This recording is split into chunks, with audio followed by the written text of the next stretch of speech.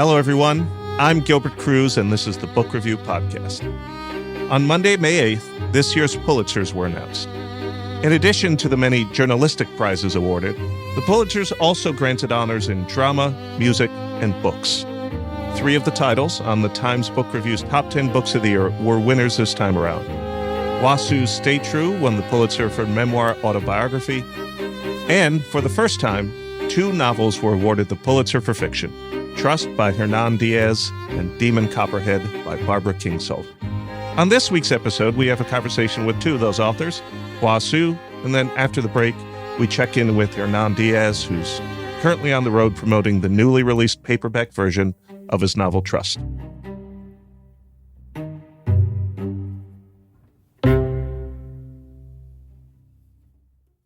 I'm joined today by Hua Hsu. Hua is a staff writer at The New Yorker. Hua is a good friend of my colleague John Caramanica, one of the Times' pop music critics. And I bring this up because the 2 of them recorded a fantastic episode of the Popcast 1 year ago in May 2022, in which they talked about what it means to be a collector of pop culture items and ephemera. And Hua, the reason he's here, is the author of the memoir Stay True, which has just won a Pulitzer Prize. Congratulations and welcome to the Book Review Podcast. Thanks. It's great to be here. So I have to start with feelings. Feelings are important and we should share them. Tell me where you were when you heard the news yesterday that you had won this pretty big prize, and how did it feel? What went through your head? I was just in my kitchen. I don't know. I wish I had a more articulate thing to say, but it was just truly weird. Walk us through the weird. I mean, the book wasn't actually in the works, but it's something that I've been thinking about since I was in my 20s. I'm 40-ish now. So it's something that I'd been working on just as this thing that I need to figure out for myself for quite a while. So writing the book was sort of the reward, you know? Mm-hmm. And so the fact that it has this life as a book that people seem to read and relate to, everything about this process has been weird. It just sort of gets weirder and weirder. And so, I don't know, it was just incredibly surreal. Like, I knew very little about the prizes other than the fact that it's a very prestigious, coveted award. Like, I didn't know they're announced in May or anything like that. And so it was a thrill, but it was also just truly a weird out-of-body experience. I'm sure everything I'm saying is just exactly what everyone says about these things, so... I think when Annie Ernaux won the Nobel last year, it was something similar. She's like, I'm not sure. It was an odd feeling. I think I do wish I had been doing something more interesting than just like being in my kitchen watching the award. Like if I'd been at the food co-op or something and I found out, like that would probably be more memorable than just actually sitting there watching. I know someone who has won one, and I think they got a call while they were standing on a street corner. It's just that's great. You don't want to jinx yourself. It's not like I'm going to be in this perfect spot waiting for my agent, my publicist, whoever to call me and tell me that I probably lost. But in your case, you did not. The book has been out for a minute. It has gotten so much praise and so much love, and I think a lot of our listeners have read it. But for those who haven't, could you give us sort of a brief couple beats on what it's about? It's a memoir. It's about friendship in general. It's about my family, but the central story is about this friendship I made in college with this guy, Ken, who we were very unalike. I was a bit of a, like an elitist snob, as many people were in the 1990s. He was a lot more warm and open, but we became pretty good friends. And I didn't realize quite how much I think I learned about the world, what you could ask of it, until after he was very tragically and unexpectedly killed between our junior and senior years. And so the minute we found out what happened to him, I just started writing, mainly just to jot down memories, like kind of have this archive of things. It was just a method of coping. I kind of never stopped writing about that summer, our friendship, those years of my life. I never imagined it would become a book because I didn't really imagine I'd ever become a writer back then. But I guess over the past few years, it began to take shape. How did you know that the time was finally right to write about your younger years, to write about Ken? Clearly, it had been something that had been bubbling up for a while, but when did it start to cook or to boil? When was the moment? The sort of pivotal event happened in 1998. I feel like a lot of things consciously changed for me after that, not just dealing with loss and grief and whatnot, but I feel like I reset my personality as well. And so every now and then I would reflect on who I had been before that. Like, for example, I stopped listening to all the music I liked up until that point, and music's really important to me. I rethought a lot of things that I'd been pretty rigid about. Every now and then, I've been working as a journalist for over 20 years. I would go back to this material, and it wasn't material, it was just journaling and diary entries and whatnot, and think about what it could constitute beyond just hundreds of pages of random journals and notes. I hadn't really thought about it, but like maybe becoming a parent made me think more about the experiences that you don't expect to change you that really do change you, and seeing that play out in a kid's life. I think I just had a bit more perspective and detachment, because the older I got, the less of my life college constituted. I feel like many people are just sort of obsessed with high school or college, or sort of these periods of time before adulthood, quote unquote, because it's demarcated. You're a first year, you're a junior, like, it's the last point in your life where your trajectory is really clear. And so when it happened, I was 21 and college was a fifth of my life. By my 40s, thinking back on what that span of time was in this grand arc of my life, or thinking about how as I got older, my memories began to deteriorate, thinking about how maybe if things had played out a different way, we would have grown apart naturally. All of these questions began to take on a different shape the older I get. I felt like I needed to just go back into those memories and figure out why I had been so fixated on them for so long. Every parent has to try at some point, and at many points, I think, to put themselves in the mind of what it was like to be a child, or what it was like to be a teenager, or what it was like to be in high school or college, and remember the feelings that they were feeling so they could try to understand what their child is going through. And that's a natural part of parenthood. But in writing this book, you really had to force yourself to commune with the you of then in a way that many people don't have to do in such an intense way.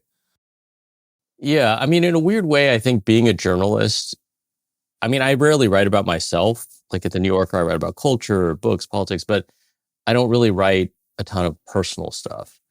As a journalist, you do have this opportunity to just immerse yourself in a world and just, like I wrote about J. Crew recently. Like I spent like 3 weeks just studying prep. It felt very luxurious to have this opportunity, and so to turn that onto myself and to say like, all right, for the next few months, you still have all of your old clothes and records and journals from high school and college. Why was this moment so impactful for you? Beyond the obvious of just this pivotal loss, like what was it about this friendship that changed my perspective in ways that I didn't quite grasp or never felt the need to articulate? And honestly, part of that question is a question my parents had been asking me all these years too, because when it happened, they didn't quite understand why I was so wrecked by it. They were more concerned about me because I was their child. And so they were trying to help me in the best ways that they knew how to help me. And it was move on and look for the future and things like that. But I was very much stuck in the past. And so I think then getting older, I teach at college now, so I'm always around people who are the ages that Ken and I were in the book. And also being a parent, it just opened up these different lines of questions or concerns that I just wasn't that interested in when I was younger, and just deep in the grief or deep in the excavation process. A lot of the book is about your relationship to Ken. There's a good amount in the early part of the book about your relationship to your father, who had to live abroad for a time when you were young. And a lot of it is about pop culture, which makes sense because you write about culture, you write about music. What was the process by which, again, you're able to conjure up pop culture sense memories? Was it just, I'm going to re-listen to these albums, I'm going to rewatch The Last Dragon? Like what? I like that you describe it as a sense memory because sense memory is different from history or an actual archive or memory. A lot of the book was actually written from memory, even though I had access to all these old mixtapes and whatnot, and I would listen to older music. I tried to write as much of it as I could based purely on my memory because it is really just an exploration of my own memory and that capacity that we have to tell ourselves the same story over and over until it seems like a routine or it seems like a tradition. When in reality, you're the one telling yourself like, oh, we did this all the time. And maybe creating a narrative that isn't as accurate as it feels accurate. I've actually never watched The Last Dragon again since I watched it with Ken in 1997. Oh, wow. But I have such vivid memories of us watching it together. It's sort of like a conversation in the book where we're talking about how meaningful this movie is to us. If anyone's listening to this, never seen Barry Gordy's The Last Dragon, highly recommend it. Although I'm basing this on like a 25-year-old sense memory. Incredible film. Yeah. So I think I was trying to evoke that sense more than I was the actual memory because I didn't want it to feel like nostalgic rehashing of things that people can no longer experience. Everyone has had that experience of, yeah, we watched this thing and we were just so into it. And we thought that this thing could explain the world. And we stayed up all night talking about it. I wanted to immerse myself in that sense rather than the text itself, because that might be obscure or alienating, or it might not make sense why we were into this specific thing. That's interesting. I also imagine that as someone who writes about culture as part of their job, it could very easily slide into, I'm going to write more about the movie than maybe I need to, or maybe watching it now after 25 years is going to replace what I thought about it then, because there's all these traps that you could fall into when you revisit culture that meant something to you as a younger person. Absolutely. And what you're saying also applies to the nature of friendship within the book, because a lot of my memories are just memories. And then I wrote them down. I showed them to friends after I'd finished a draft. And sometimes they would say like, this detail is off, or you're forgetting about this other person who was there. More often than not, I just kept it as it was. And I tried to build some doubt into the book itself. This isn't a spoiler or anything, but there is a level at which the narration, it sort of doubts itself. Am I remembering this correctly? Did we actually do this? And that's because it's really more a book about, I would say, memory set in the 90s than it is a book about the 90s, even though it can sort of function both ways if you were there and know the references. But I wanted there to be a bit of that haziness rather than a critical unpacking of things. There was a version of the book that was more what you're describing, but I was blessed with very smart people around me. My agent, Chris Paris Lamb, my editor, Thomas Gebermerdine. They really helped me chisel away a lot of that and make it a book about memory rather than the settings. Can I ask what it was like to engage, if you did, with members of Ken's family, either before you wrote the book or as you're writing the book or after the book came out and people started reading this story about you, but the story about their family member? I had a series of meaningful conversations with his mother. His father is no longer alive. I saw his sister very briefly. I think his mother, her impression was that this was just my story and that there were things that she didn't know about him. There were things that made her laugh. There were things that were still deeply painful for her. It's like my version of a friendship that was very private, if that makes sense. And so even people who are less intimate to him, like other friends in our friend group, see it very much as like a particular way of telling the story. Although everyone recognizes the things I say about him, it's very much my story. As a staff writer for The New Yorker, you write about a lot, but certainly in the past few years, you have written some wonderful profiles and features of Asian artists and Asian American artists. One of the dynamics in the book that you describe is that even though you and Ken were both Asian American, you still came from different backgrounds. And many of us read the book at the book review, and one of our writers observed that certainly in the back half of the book, you start to move between I and we. You're writing about you, but you're also writing about an Asian American experience writ large. I'm wondering what the writing of this book and maybe the reaction to it has led you to think about what it means to be an Asian American writer, an Asian American journalist, someone who's putting these experiences out there in the world. I had never thought about it that way. When in the book I write we, I think I actually meant more like just we, my friends and I. But I totally see why it could be read as like a statement on being Asian American, since that was sort of a central question that we would grapple with, not in these like literal ways, but just through our relationship to culture or whatever we were watching on TV. I don't know. It's been interesting because I feel very indebted to those who published and wrote before me for creating the space for me to write this book where I actually don't have a very coherent take on sort of like being Asian American necessarily. This is just a very specific experience. There are ways in which the conversations Ken and I would have, my friends and I would have, stand in for these conversations about like what it means to be authentic or being third generation versus second generation. There's no real conclusion to any of that stuff, I would say. It's sort of a representation of the stuff we would talk about. I think if I had written this at a time when there was just less cultural production from Asian Americans, I probably would have had to answer some of those questions or pretend like I had an answer for those questions.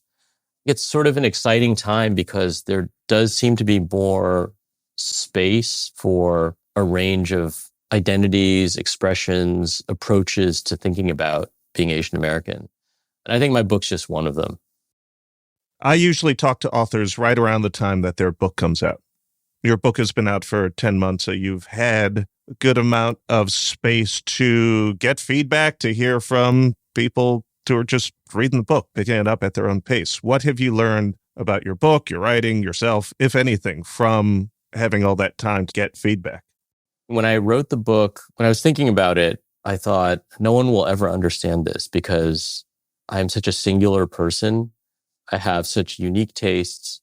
This is why I would bristle with people back in the day, because like I was into zines, alternative culture, and all this stuff. And so having turned myself and my friends into characters, people have reactions to them or people relate to them or they don't. And I found that I was actually an incredibly generic person, and that and that the things that I thought were very singular were actually just things that millions of people also participated in. And that's actually very reassuring and comforting to know. I mean, I didn't really think I was like an iconoclast or anything, but I thought like, well, will anyone really get any of this? And a lot of people seem to get it. So I don't know, it just kind of maybe speaks to how people who grew up at a certain time probably thought more of the possibilities of alternative culture or independence than we actually were. Well, Hua Hsu, regardless of whether or not you consider yourself an iconoclast, you are a winner of a Pulitzer Prize for your memoir, Stay True. Congratulations once again, and thank you for coming on the Book Review Podcast.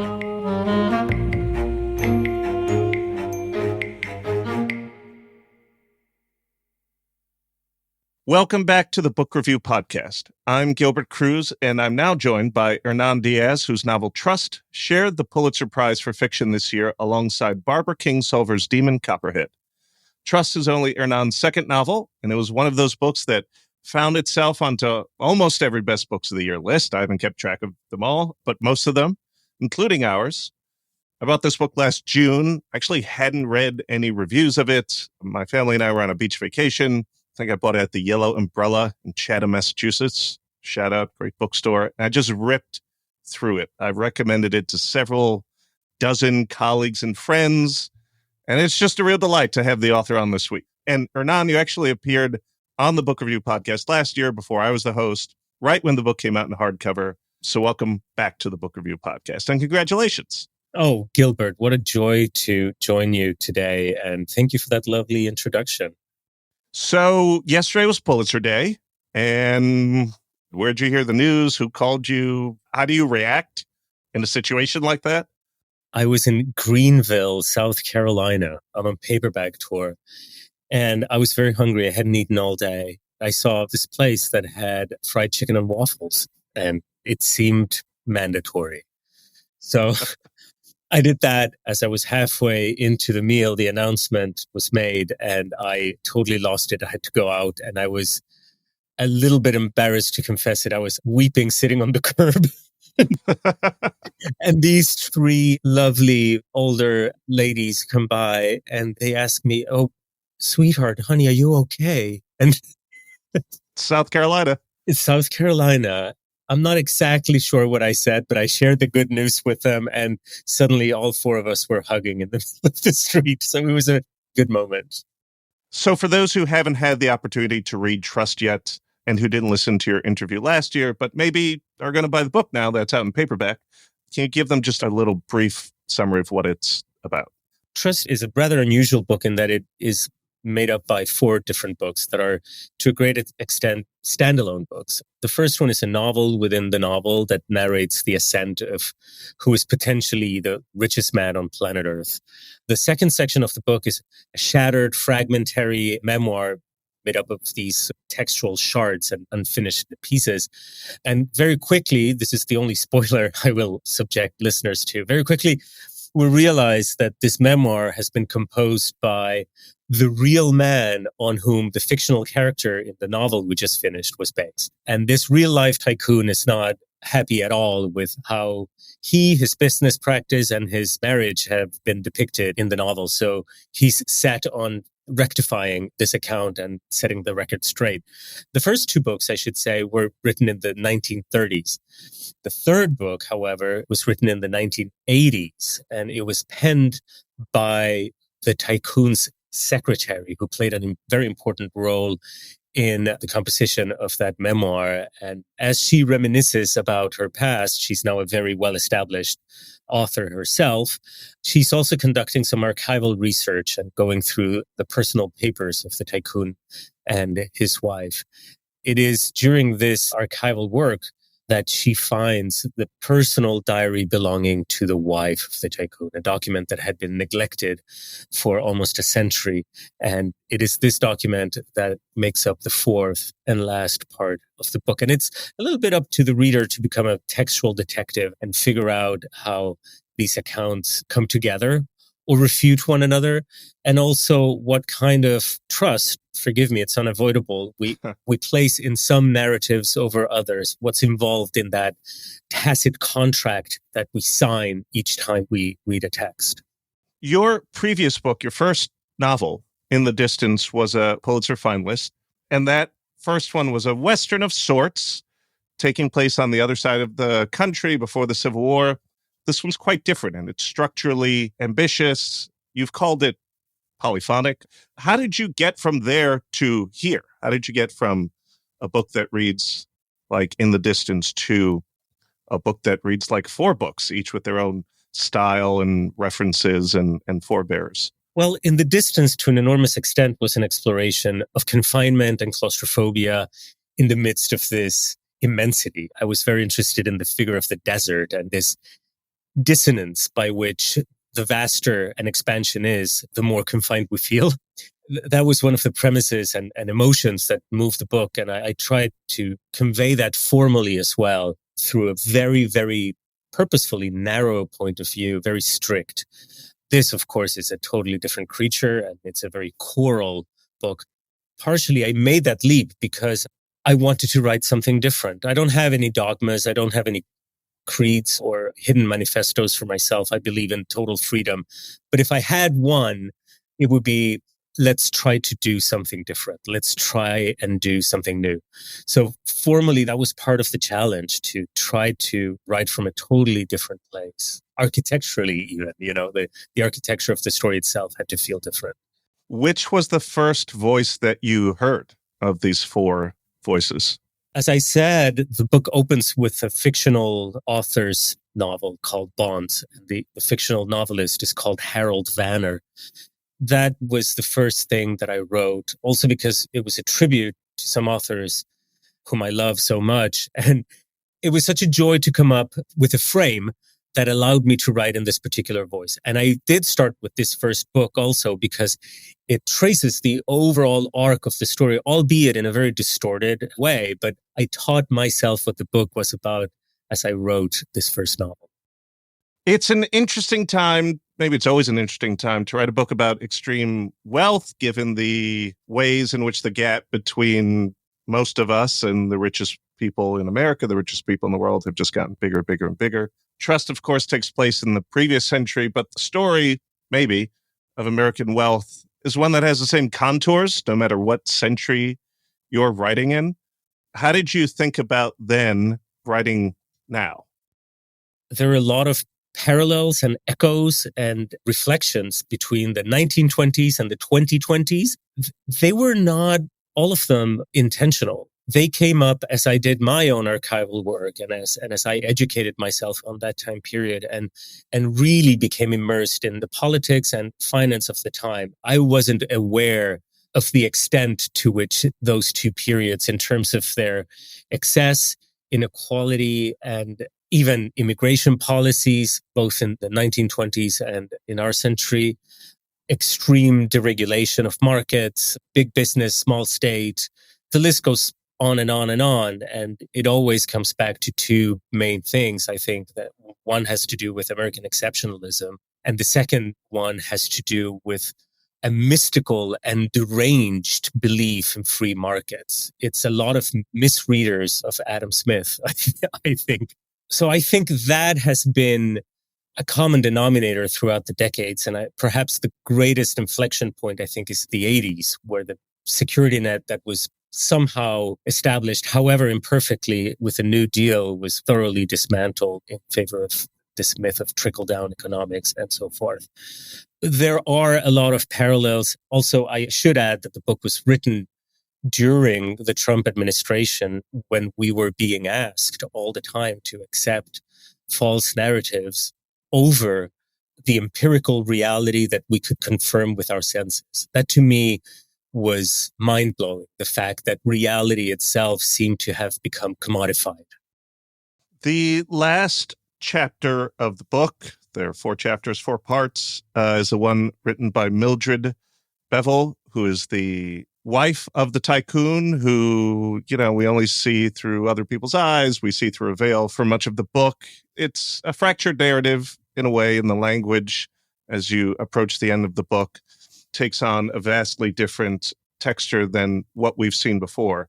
How do you, I alighted upon the last word here in the book, which again is not a spoiler, but it is unthreaded. Immediately I wondered, how do you know that's it? How do you know that's the perfect last word? How do you know that this is where I'm going to stop? The 4th book was the hardest one to write. And we go back to this whole thing about the novel having this polyphonic choral quality, because at the core of the whole project is the issue of voice. Who has been denied one, whose voice has been buried under other voices, hence this kind of tectonic layering that the novel presents. It was very important to me that the most important voice of them all be buried under the previous ones. It's not a book with major reveals. All the clues are scattered throughout the book, I think, for the alert reader, although surprises are welcome as well as a reaction. But if there is one big reveal, it is the way in which Mildred's voice sounds at the end. So it was a big challenge, and the whole book hinged on that voice having the resonance that I was hoping it would have. About unthreaded as a word, I think it's a gorgeous word. I can't explain why. I find it very moving. It relates to this voicelessness too. It's this image of a needle going in and out from a piece of cloth, unthreaded, therefore leaving no trace whatsoever. You are correct. That fragment, because as you pointed out, the final part is highly fragmentary. That fragment lived elsewhere. It was toward the end. And as I was wrapping this up to send it out into the world to my agent, first and foremost, I saw that word and I thought, oh no, this is the ending. So I just moved it to the end because it was so clearly, and you feel this tingling on your skin when you know that that is what you want. And it also feels like you've sort of just described with that word what we have experienced in the past 20 or so pages, the final 20 pages of the book. there's a thread-like quality to the way it's coming apart. But as it comes apart, you as a reader are sort of gaining more knowledge about this character in a way. Yeah, again, that's very beautifully put, because we are inside the mind and the body of this dying woman. And as her life quite literally unravels and becomes frayed and ultimately vanishes, the threads that make up the text become a little bit tighter, and we gain more insight into what happened and what roles everyone played. So thank you for that gift. I never thought of it that way, that as the character dissolves, the story congeals. And there is also an arc in the novel. I am giving something away by telling our listeners that you have participated in our By the Book feature, which is going to run in a few weeks. But I have it in front of me, and I need to ask you a couple questions because some of the answers really stuck with me. Oh, that made me so nervous. It's the thing that as an aspiring writer, you imagine what answers you would give if given the chance. And then when faced with the task, it seems impossible. When asked to, quote, describe your ideal reading experience, when, where, what, how, you very wittily, I thought, responded, when the when and where of the what have completely overtaken the when and where of reality. It's a witty sentence. It's a fun sentence. I'm sorry I'm asking you to deconstruct this, but just tell me more about what you mean by that. When's the last time you remember just being utterly transfixed by a book? Because I think that's what you're getting to there. It's when the world disappears. Yeah, I am. I would say I've been thinking about that response after giving it, and I'm sticking with it. I don't want to edit it. Excellent. But what I am interested in literature, but in fiction in particular, is this dissolution of the self into the prose. And I mean this in a double sense. I want to disappear from what I'm writing. I'm not interested. I'm not a testimonial writer. I'm very much invested all in on fiction. But also as a reader, I'm very interested in my selfhood becoming sort of evanescent and ultimately one with the text. What a great experience that is when one merges with what one is reading. On the other hand, however, I do love the critical experience of form as I read. I live for that too. That moment that is almost the exact opposite of what I just described. When you see text, you see syntax, you see lexical choices, you see punctuation, you see the engineering of it all. And that gives me so much pleasure as well. But that is very distant, almost like in a Brechtian sense of distance, you know. So the prose that I like to read and aspire to write is almost impossible because it conjugates both of these experiences of complete abandonment, but also of utter alertness.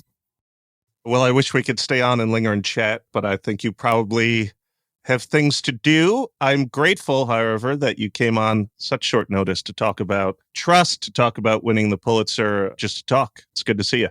Gilbert, this has been such a pleasure and such an honor, and yes, so much fun.